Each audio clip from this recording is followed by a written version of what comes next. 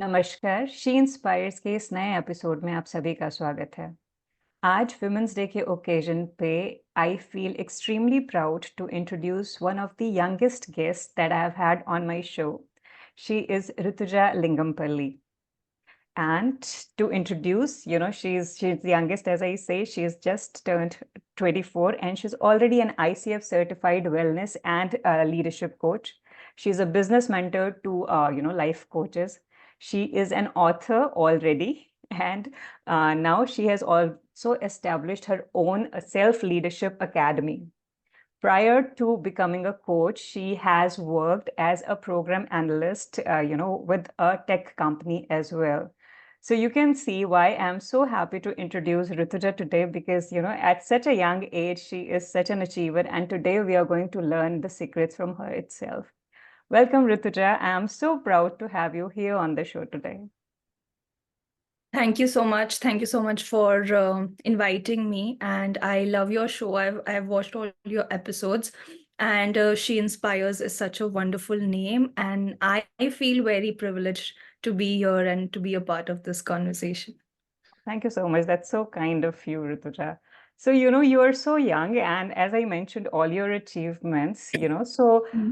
what is it, that made you quit your job at such an early age and get into the coaching part of it? Yeah, so when I was pursuing my engineering degree, more than my technical interests, I was always interested in social service and people development. So when I was in the final year, I was already heading a team of 121 people as the chairperson of social welfare and development. We used to conduct so many activities, and I got to learn so much, like more than my engineering syllabus. I learned more on the field of leading that team. And I led during the crisis, during the COVID crisis. So I had to start from a blank page. So I picked up on so many skills that I could not articulate. So I took a job in a tech company because I didn't know what to do with these skills and what would be my next step. And while I was doing my job, I invested myself on the holidays and all on learning about leadership, about soft skills training, about coaching. So eventually, from communication to soft skills training, I navigated towards coaching. And by this time, I had already started making videos on YouTube, and people were giving me a very positive response. So this felt like the natural flow of my interest. And for a very long time, I have been a kid who's very curious and confused. Like I used to try out so many things and have fun with them. But when it came to picking up a career, I had a very confusing time. But finally, I can say that I found something that I love. That is so nice. So, what I can see here is that the key to your first step of success was being curious and ready to explore new things. So, you were ready to make a switch from your engineering degree to learning, new skills during your vacations and all the time that you got. And that is why finally you found your passion and you could make a career out of it, is it? Yeah, that's true because we don't have a ready answer. Like we feel that, suddenly an answer will come to us. But when we go out and explore, we see, oh, this is aligning with me. And then we find that. So that initial stepping into the unknown is very important. Perfectly said, right, Rutuja. It is, very, very important to find what your goals and your passion aligns with and then make it your career because once you start working on what you love, you actually not working and you are bound to excel in the field that, you have chosen thereafter. So in this span of time, right, you have worked as a program analyst and now you have been working for quite some time now as a coach for women as well as for, leadership corporates as well. So what do you think, till now, what has been your biggest failure and your biggest success and what are the key learnings that you have gained so far? So when it comes to my coaching, I don't feel like I have failed somewhere because my learning curve has been so steep. I can say that I'm a person who believes in that philosophy of fail fast, learn quick, and move forward. So I allow myself to experiment with things. So initially, when I announced my workshops, like on my own, I saw that there were very few people turning up, but my mindset mindset was never that only because, few people came, I am going to be sad or something like that. I was so excited that these few people have shown trust in a girl who's almost half their age. So I somehow used to be very excited, like that child, who just is exploring the world. So I did not pressurize myself that, this is the number of people that, all those kind of goals setting. I was very happy with the responses that I was getting. So when it comes to coaching, I don't feel that anywhere I failed because I was experimenting a lot. And while conducting a coaching session, actually, somebody told me that, so don't you feel the fear that you may fail in this pursuit, or, this might not work? I Mm-hmm. was blank because I was asking myself, how can I fail when I am taking each and everything as a learning, like each and everything as an output to, give myself a feedback. So I just could not comprehend the question at all asked by my client. And then I understood that when you're doing something that you love, and my life is driven by curiosity, so I just cannot stop that, okay, this is a obstacle, now I will stop because of it. That never happened in this field. But yes, in my life I have faced failure. It's not that I haven't. I did not qualify the JEE advanced exam when I was in 11th and 12th. So the regret was not that I did not qualify. My regret after my results was that this 2 years, for the first time in my life, I had only focused on studies. I had not done any of my extracurricular activities, nothing, because, we enter into that kind of atmosphere where people are not doing it. So that was one. Second thing that maybe I've never spoken about on like on YouTube or on videos is that I have given CAT exam thrice, and I have never really scored about like 85 percentile in that exam.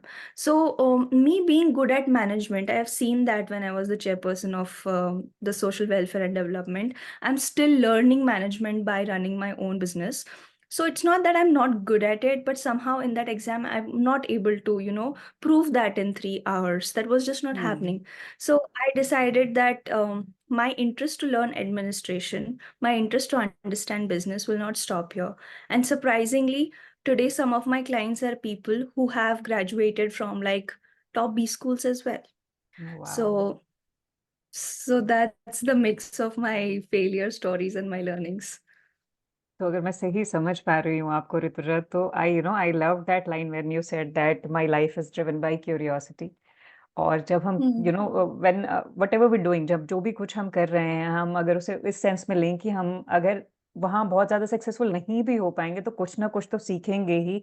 Then you actually start stepping towards success. क्योंकि अगर छोटी-छोटी चीज़ों को एक setback लेकर के बैठ जाएँगे, तो कुछ नया करने की हिम्मत नहीं जुटा पाएँगे और आगे कुछ सीख नहीं पाएँगे और अपने आप को ग्रो नहीं कर पाएँगे। तो ये आपकी बहुत ही अच्छी खूबी रही। और जिस खूबसूरती से आपने बताया कि आप आईआईटी के एडवांस्ड और कैट के एग्ज़ाम में उतना अच्छा स्कोर नहीं कर पाईं, तो अपनी फेलियर्स को भी उतनी ग्रेसफुली एक्सेप्ट करना अपने आप में एक आर्ट होता है।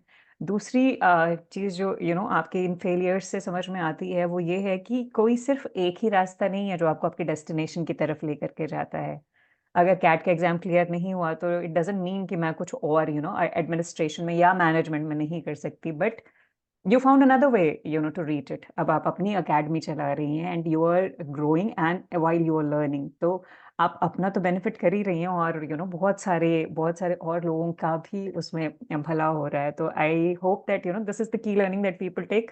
Life driven by curiosity first, and किसी भी चीज़ को एज अ फेलियर ना कंसिडर करके अपने आप को इम्प्रूव करने का एक और मौका देने का, कुछ नया सीखने का अगर हम जज्बा रखें तो हम ज़रूर थोड़ा-थोड़ा करके ही सही आगे तो बढ़ते ही रहेंगे। तो I just love the candidness with which you answered this question. This is normally a difficult one to answer. आपकी लाइफ में आप अपनी मदर से काफ़ी इंस्पायर्ड रही हैं और आप उसके बारे में कुछ बताना चाहेंगे, अपनी मदर के बारे में कुछ डिस्क्राइब करना चाहेंगे? तो हाँ, मतलब मेरा जो पूरा काम है वो भी मैं अपनी मदर से ही बहुत इंस्पायर्ड हूँ करने के लिए। क्योंकि मैं जैसे ग्रो हो रही थी, मैंने हमेशा मेरी मम्मी को लोगों को गाइड करते हुए देखा है। She is a teacher and my hmm, father is also a professor. तो मेरे अंदर ये जो कोचिंग, टीचिंग, गाइडेंस है, ये बहुत नेचुरली आता है। तो I am very inspired by my mother, और my mother has been that person who is very like अगर ये चीज करना है, right, for the wellbeing of the family हो या कोई भी गोल हो, she is single pointedly driven to it. और ऐसा भी नहीं है कि वो अगर वो कर रही है ना तो शी इज लीविंग बिहाइंड, या फिर हमको कभी कोई कॉम्प्रोमाइज करना पड़ा है एज चिल्ड्रन। तो मुझे लगता है ना कि वो वर्क लाइफ बैलेंस एक अचीव करना बहुत मुश्किल होता है, और उसमें इतने टाइम तक उसको चलाना, क्योंकि अभी जब मैं मेरे 20s में आ रही हूँ, मैं समझ रही हूँ कि ये कितना डिफिकल्ट है। जो हमें इतना आसान सा लगता है बाहर से, जो घर को मैनेज करना, बाहर जाकर भी आप काम कर रहे हो। और मुझे तो अभी ऐसा लग रहा है जब से मैंने जॉब छोड़ी कि घर को मैनेज करना ही कितना डिफिकल्ट होता है, जबकि मेरा कंट्रीब्यूशन घर में बहुत कम होता है, मम्मी का ज़्यादा होता है, but still being that close observer, और मेरी empathy for all the women who manage the household, ये किसी बिजनेस से कम नहीं है। It's very challenging. तो that is why I am very inspired. और उन्होंने अपनी एजुकेशन कभी बंद नहीं की, उन्होंने मेरी एजुकेशन पे भी कभी कॉम्प्रोमाइज़ नहीं किया। बेस्ट स्कूल में ही जाएगी और यही चीज़ें पढ़ाई करेंगी। तो she was also the one जो स्टैंड बहुत अच्छे से लेती है मेरे लिए, कि she does not make me take my standards down, कि नहीं, जैसे इंग्लिश मीडियम स्कूल में ही जाएगी। जैसे I am the first one who got into English medium school हमारे फैमिली में। So she has taken all those unconventional steps and has been my very big support system. So that's why. That's so lovely because I remember कि मैंने आपका एक post पढ़ा था अभी शायद लास्ट ईयर ही कि उन्होंने अपनी पीएचडी कंप्लीट करी है and that is such a proud moment for a daughter and for a woman as well. क्योंकि हम नॉर्मल नोशन ये होता है सोसाइटी का कि अगर कोई लेडी अपना करियर परस्यू कर रही है या आफ्टर इवन आफ्टर बेबीज अपनी एजुकेशन परस्यू कर रही है then she is compromising on something. And अगर मैं लेमन की टर्म में कहूँ तो सिंपली पीपल से कि इसकी ज़रूरत क्या है करने की। बट आपकी स्टोरी सुन करके people can relate to it कि when a mother takes a stand when she grows and she take cares of her dreams as well while taking care of the family, she sets standards for her children to do the same as well। ये वो Exactly. बिल्कुल because that is how children grow. अपने parents को देख के हम बड़े होते हैं। तो अगर हम चाहते हैं कि हमारे बच्चे अपने लिए स्टैंड लें और वो अपनी पर्सनल और प्रोफेशनल लाइफ दोनों में प्रॉस्पर करें तो हमें भी कुछ उनको वैसा करके दिखाना पड़ेगा। And I am so proud of your mother for being such a fabulous teacher and being such a fabulous mother and a woman as well. So she is not just an inspiration for you, but she is an inspiration to all of us. So that is so Yes. lovely. I can see that, how it is coming down to you from her. And I hope that some of the qualities, सब कुछ नहीं तो कुछ ना कुछ तो हम सभी, इन qualities से भी सीख सकें। तो ऋतुजा आप हाँ। एक कोच की तरह एक्ट करती हैं। आप बहुत ज़्यादा यूथ के साथ, लीडरशिप के साथ, वुमेन के साथ एसोसिएट करते हैं। बट आज हम वुमेन्स डे सेलिब्रेट कर रहे हैं तो मैं आपसे ये जानना चाहूँगी कि क्या वो की बैरियर्स हैं आपकी नज़र में, आपके एक्सपीरियंस में अभी तक जो लेडीज़ को स्पेशली अपना अपना फुल पोटेंशियल रियलाइज़ करने में और उसके बाद उसको रियलाइज़ करने से रोकते हैं, वो कौन सी बेसिक बैरियर्स हैं? हाँ, सो मेरे 70% क्लाइंट्स आर women, और वो इस एज ग्रुप में है ना जहाँ पर they are having a family, उन किसी किसी का जॉब भी है, कोई अपना बिजनेस बना रहा है। So talking from a variety of experiences that I have observed. तो सबसे पहला ये होता है ना कि स्पेशली इंडियन कल्चर में, कि पहले वो लेडी अपने आप को अपने पेरेंट्स के नज़रिए से देखती है। वो पॉजिटिव भी हो सकता है, नेगेटिव भी हो सकता है, दोनों नज़रियों से देखती है, घर वालों के। फिर उसी के हिसाब से उसकी सेल्फ इमेज बनती है। एटलीस्ट आदमियों की सेल्फ इमेज बहुत अलग अलग वजहों से बनती है, कि वो बाहर जाकर उनके दोस्त कौन है, वो कहाँ काम करते हैं, all of those things. And then she gets married, and then even I am talking about working women, ऐसा नहीं है कि कोई एक कैटेगरी के बारे में बात कर रही हूँ, I am just talking in general. Then उसकी सेल्फ इमेज का मतलब उसकी सेल्फ इमेज पर इम्पैक्ट इन लॉज का भी होता है, how she is being perceived by her in laws, how she is being perceived by her partner, सब कुछ। तो वो एक जो इंडिविजुअलिटी है ना, कि मैं कौन हूँ और मुझे कैसे जीना है, वो वाला जो फैक्टर होता है वो मिसिंग होता है। कभी कभी ऐसा होता है कि स्टार्टिंग में उनको पता होता है, but then we get involve in all of these things, और उसको जो छूटने का रिग्रेट है वो भी मैंने एक पॉइंट के बाद के एज में देखा है। तो there is nothing wrong with everything. बस ये एक्सपीरियंसेस है कि इस चीज का रिग्रेट कभी ना किसी को तो होगा। सो उस मोमेंट पे आपको जब भी ऐसा फील होता है, वो डिस्कनेक्ट जो है खुद के साथ, उस पॉइंट पर बहुत जरूरी है खुद के बारे में सोचना, और ये सोचना कि मुझे अपनी जिंदगी से क्या चाहिए। और ये सेल्फिश नहीं है, क्योंकि जब आप एनर्जाइज्ड रहते हो और आपको फुलफिल लगता है, आपके पास देने के लिए बहुत कुछ है, तो आप सबको खुश रखने की आपकी कैपेसिटी बढ़ जाती है। तो सबसे पहला तो मुझे लगता है कि यही बहुत इंपॉर्टेंट स्टेप है। इसके बाद आता है कि आप अपनी स्ट्रेंथ्स को पहचानिए कि आप सबसे अच्छा क्या कर सकते हैं, और उसको लेकर छोटे छोटे एक्शंस लेना, क्योंकि बहुत जब बड़ा गैप हो जाता है ना, तब मैंने देखा है कि बड़े एक्शंस, बड़े स्टेप्स, बड़े चेंजेस लेने में भी लेडीज को इश्यूज होते हैं। तो उस पॉइंट पे अगर हम उनके साथ छोटे छोटे गोल्स सेट करते हैं, उन गोल्स पे एक्ट करते हैं, खुद को अप्रिशिएट करते हैं, तो ये पूरी साइकिल है कि आप पहचानिए अपने स्ट्रेंथ्स को और खुद को अप्रिशिएट कीजिए जब भी आप एक छोटा सा स्टेप लेते हो, and you will see a very big impact. मेरे मेजोरिटी क्लाइंट्स के अंदर जो चेंजेस होते हैं वो इसकी वजह से होते हैं कि वो खुद को पहचान कर खुद को अप्रिशिएट करने लगे हैं। This is so true Rutuja, और यहाँ तो आपके और मेरे थॉट्स बिल्कुल मैच करते हैं। बिल्कुल सही कह रही हैं आप। I can relate to it because that is what had happened with me too. तो after hmm. My babies I had dropped my career, तो वहाँ पे वो चीज़ मैंने छोड़ दी थी। और जब ये रियलाइज हुआ कि मेरे बच्चे मुझे मिरर करके probably they are not taking their ambitions to another level, then I realised कि I am not doing justice to them, I am not just doing justice to myself. और वहाँ से उन बेबी स्टेप्स के साथ मैंने अपना confidence बढ़ाना शुरू किया था।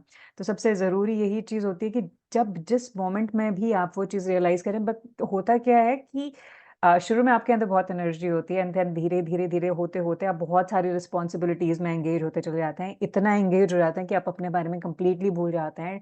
Until that moment of realisation come somewhere कि ये क्या हो गया है, ये तो मैं ऐसी तो नहीं थी, मेरे ड्रीम्स कहाँ चले गए, मेरी एम्बिशंस कहाँ चली, मेरी एनर्जी, मेरा कॉन्फिडेंस कहाँ चला गया। वो एक चीज़ इतना ज़बरदस्त शॉक देता है, और अगर आप उस मोमेंट में एक्ट नहीं करते हैं तो आपका कॉन्फिडेंस, आपकी self esteem and even your mental states को बहुत ही बुरी तरीके से अफेक्ट करना शुरू कर देता है। तो ऋतुजा ने बहुत ही अच्छे तरीके से कहा कि जिस मोमेंट में भी आपको ये रियलाइजेशन आता है, start collecting your self back. देखिए आप क्या बहुत अच्छा करती थी, छोटे छोटे स्टेप्स के साथ अपने आप अपनी पुरानी यादों के साथ जुड़ना शुरू करें। आप क्या कितना अच्छा कर सकती थी वो करना शुरू करें। और आज की डेट में तो आपके पास टेक्नोलॉजी इतना अच्छा एक टूल है जिसको आप अपनी ग्रोथ के लिए बहुत ही अच्छे तरीके से यूटिलाइज कर सकती हैं। और जैसे आपने कहा कि छोटी छोटी सक्सेसेस को सेलिब्रेट कीजिए। उससे होता क्या है कि जो आपका पुराना थॉट पैटर्न था, जो सिर्फ around your family and responsibilities he wire हो चुका था, वो अनवायर होकर के आपको वो कॉन्फिडेंस देने लगता है कि ये भी आप ही हैं, आप ये भी कर सकती हैं। और अपने ड्रीम्स को पूरा करते हुए भी आप बाकियों का ख्याल भी रख सकती हैं और खुश भी रख सकती हैं सबको, इंक्लूडिंग योरसेल्फ। तो जैसे मैं हमेशा कहती हूँ कि जो चीज़ आपके पास हो आप वही तो शेयर कर सकती हैं ना। तो जो जब when you are happy with yourself, when you feel good about yourself, you have so much happiness to spread around. तो ये बहुत ही बढ़िया टेक है ऋतुजा का, and that is what I resonate with absolutely. तो ये मैं हमेशा ही इस बारे में कहती हूँ। तो ऋतुजा, ये छोटी छोटी सक्सेसेस सेलिब्रेट करना और अपनी ही बैक को पैट करना, क्योंकि रेयरली होता है कि आपको एक्चुअली अप्रिशिएट करने वाले बहुत सारे लोग मिलेंगे। सबको वो चीज़ें तब तक नजर भी नहीं आएंगी जब तक आप अपनी नज़रों में एक स्टेप तक ऊपर नहीं जा चुके होंगे। तो अपनी ही पीठ थपथपाते रहिए, आप थक जाएं तो अपने आप को ही पुश करते रहिए और आगे बढ़ते रहिए। तो आपका ये तो probably that is my take and advice on it as well. आपका आज वुमेन्स डे पे what would be your advice to all the women across all the age groups? सो आई से समथिंग जो मेरी मम्मी ने अभी मुझे कुछ टाइम पहले कहा। एंड ऐसे होता है ना कि मैं मम्मी के साथ विदाउट डिस्क्लोजिंग कि क्लाइंट्स के नेम्स क्या या उनकी स्टोरीज क्या है, I just have conversations with my mother. She knows कि ये अपने से बड़ी लेडीज के एज ग्रुप के साथ डील कर रही है, तो इसको थोड़ा सा प्रॉब्लम होने वाला है। तो I discuss certain things with my mother, Mm. And उसमें she gave me such a wonderful advice. She said that आप जिस टाइम पे जिस रोल में हो ना, be in that role guilt free. So अगर हम्म। यू आप बहू के रोल में हो तो अपने सास ससुर को गिल्ट फ्री सर्व देम जितना आपका मन करता है। उस टाइम पे ये मत सोचो कि मैं क्या कर रही हूँ अपनी एनर्जी के साथ, कहाँ लगा रही हूँ, क्या हो रहा है। फिर उसके बाद मतलब उसका एक डिसाइडेड टाइम फ्रेम और ये भी होना चाहिए कि मुझे कितना करना है, जहाँ वो बर्न आउट नहीं हो रहा है अंदर से। फिर जब आप वाइफ हो तब आप वाइफ के रोल में, जैसे मेरी मम्मी टीचर है तो जब जब आप टीचर हो तो guilt free into that zone. और ऐसे ही जब आप मदर हो इनटू दैट जोन। एंड सबसे इम्पॉर्टेंट, सम टाइम जिसमें आप इनमें से कुछ भी नहीं हो। क्योंकि there is a wonderful prompt जो अभी मैं दे सकती हूँ लेडीज जो देख रहे हैं, कि अगर आपसे कोई पूछे कि आप कौन हो, और आपको ना तो अपना नाम यूज करना है, ना ही बताना है आप किसकी बेटी हो, किसकी वाइफ हो, किसकी बहू हो, किसकी मम्मी हो, तो आप खुद को कैसे डिफाइन करोगे? इसमें बहुत कुछ है, राइट? तो ऐसा वक्त बिताना जिसमें आपके ऊपर कोई भी लेबल नहीं है इनमें से, ये भी उतना ही जरूरी है। तो जब आप इन चीजों में ऐसे रहते हो तो ना तो आप अपनी फैमिली को के साथ कुछ खराब कर रहे हो, ना तो आप आपकी फैमिली को छोड़ रहे हो, क्योंकि मेरी मम्मी की philosophy is family first. Like even if she has progressed in her career, like PhD कर लिया, but still family first is her. मेरी HOD ma'am who is a lady, even her notion is family first. So these are the ladies जिन्होंने किया है दोनों को बहुत अच्छे से। तो मेरी मम्मी का यही था कि आप जिस मोमेंट में जहाँ हो, enjoy that role, because she feels कि एक वुमेन को इतने रोल्स मिलना is are privilege. She does not look at it like a thing कि मुझे ये भी करना है, ये भी करना है। तो मम्मी बोलती है कि सारे यूनिवर्स का बर्डन तुम्हारे ऊपर नहीं है। सो आई फेल्ट वाओ मम्मा, आई नहीं। अगर मैंने फिर से बुक लिखी ना, राइट दिस, की मम्मी ने ये बोला था, तो आज जब आपने पूछा तो मेरा भी मैसेज यही रहेगा कि आप जिस मोमेंट पे आप जो कर रहे हो एंजॉय इट। और मेरा ज्यादा एम्फोसिस उस पार्ट पर रहेगा that spend some time without any labels on you, exploring who you are. क्योंकि हम खुद के बारे में कितना भी जान ले, हमेशा जानने के लिए कुछ और होता है। और मेरे लिए शायद सेल्फ लव का मतलब भी वही है कि मैं खुद को एक्सप्लोर करती रहूं, जानती रहूं, कुछ ऐसा करूं जिसके बदले में मुझे कुछ नहीं चाहिए, ना अपने आप से ना दूसरों से। So oh, that that would is be my so message. Wonderful.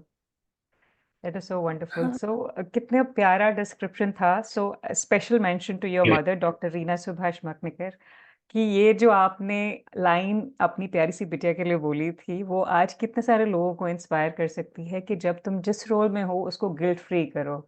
ये कितना प्यारा टेक है, क्योंकि होता क्या है, मेन सोर्स ऑफ गिल्ट यही होता है कि जब हम जिस रोल में होते हैं हम उसमें इंडल्ज नहीं होकर के दूसरे वाले रोल के बारे में कहीं कहीं बैक ऑफ द माइंड चलता रहता है। When we are acting as a mother, तो दिमाग में रहेगा कि अरे जॉब में ये छूट गया, या probably we are working on something, और कोई और चीज़ दिमाग में चलती रहेगी, तो हम पूरी तरीके से उस चीज़ पे कॉन्सेंट्रेट नहीं कर पाते, तो हम दोनों ही रोल्स में से किसी को भी प्रॉपरली एंजॉय नहीं कर पाते। तो आप जब जिस रोल में हैं उसे दिल से एंजॉय कीजिए, अपना टाइम फ्रेम, अपने रिस्पॉन्सिबिलिटीज को सेट कीजिए, विच आई से एस सेट क्लियर बाउंड्रीज, कि क्योंकि रोल्स इतने सारे हैं, आप सब में हमेशा तो इंडल्ज नहीं कर सकते, but you set time for everything, then everything can be sorted very easily.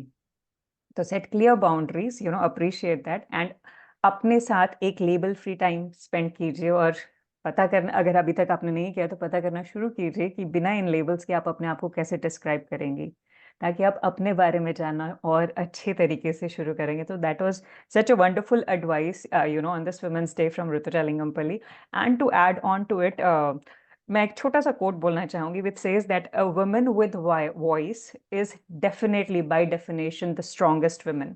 तो अपने आप को, अपनी वॉइस को, अपने ओपिनियन को अपनी स्ट्रेंथ बनाइए।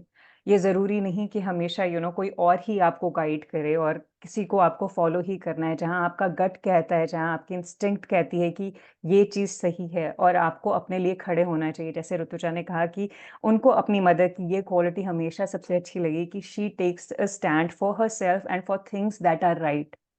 तो मेरे लिए ऋतुजा इस पूरे एपिसोड में से दो नहीं, तीन चीजें सबसे बढ़िया रही, कि एक, that is a life which is driven by curiosity. हमेशा कुछ नया सीखते रहिए, तो आपको कभी भी गिल्ट नहीं होगा कि I failed somewhere, because you are always growing. Secondly, your mother's advice that जिस भी रोल में हैं आप उस टाइम उसको दिल से संभालिए, और खुश रहिए और आगे बढ़िए, और हमेशा अपने लिए, अपनों के लिए, और जो चीज़ आपको सही लगती है उसके लिए स्टैंड लीजिए। आई एम श्योर कि आज के इस एपिसोड ने आपको बहुत इंस्पायर किया होगा, क्योंकि मुझे तो डेफिनेटली बहुत किया। एंड आई होप दैट हम और भी कई एपिसोड्स करें ऋतुजा के साथ किन्हीं और नए सारे टॉपिक्स पे। तो मैं आज ऋतुजा को बस थैंक यू बोलना चाहूँगी फॉर सच वंडरफुल लर्निंग्स। और ये जो क्लैरिटी है आपके माइंड में, इतनी सी उम्र में आप इतना सब कुछ सीख चुके हैं, तो I just have my best wishes for you to grow furthermore, Okay. influence far more lives. And yeah, come on the show again and we'll discuss some more things. Yes, I would love to, and thank you so much for inviting me. And I always, feel like it's this God, it's universe who connects people to people. और ये बहुत बड़ा coincidence था कि mummy ने मुझे कुछ दिन पहले ये बोला एंड मैंने नहीं सोचा था कि मैं ये बोलूँगी या ऐसे बोलना है, but in the moment it was like कि ये बोलना है। सो आई जस्ट फ़ील कि मैं एक चैनल हूँ इस चीज़ को लोगों तक पहुँचाने का। And it has just been these great women who have built great women and societies. So thank you so much for inviting me, and you are doing an amazing and fantastic job. Thanks a lot, Poonam. Thank you so much, Rutuja. So we'll meet again in another episode. और आप सबका she inspires को देखने के लिए और आपके प्यारे प्यारी मैसेजेस के लिए और इंस्पिरेशन के लिए बहुत बहुत शुक्रिया। मैं कोशिश करूंगी कि ऐसे ही इंडल्जिंग और लर्निंग एपिसोड्स में आपके लिए और लेके आती रहूं। Thank you, take care and have a happy women's day.